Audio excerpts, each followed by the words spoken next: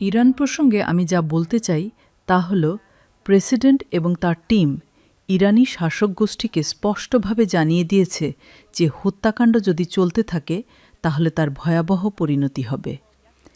President নিজেই যেমনটি গতকাল আপনাদের এবং সারা বিশ্বের সামনে জানিয়েছেন, তিনি একটি বার্তা পেয়েছেন যে হত্যা ও মৃত্যুদণ্ড কার্যকর করা বন্ধ করা হবে। আজ প্রেসিডেন্ট বুঝতে পারছেন যে গতকাল যে ৮০০টি মৃত্যুদণ্ড কার্যকর হওয়ার কথা ছিল সেগুলো স্থগিত করা হয়েছে।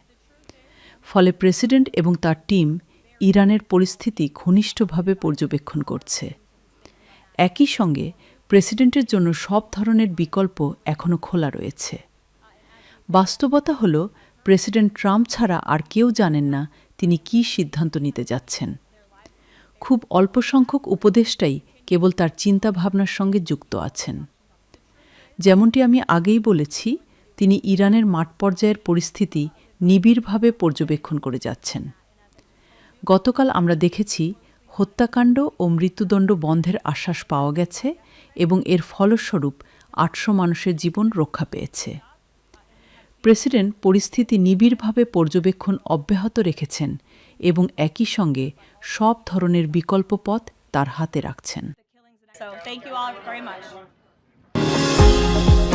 নিউ ইয়র্ক থেকে সম্প্রচারিত TVN 24 টেলিভিশন বিশ্বজুড়ে বাঙালির কণ্ঠস্বর।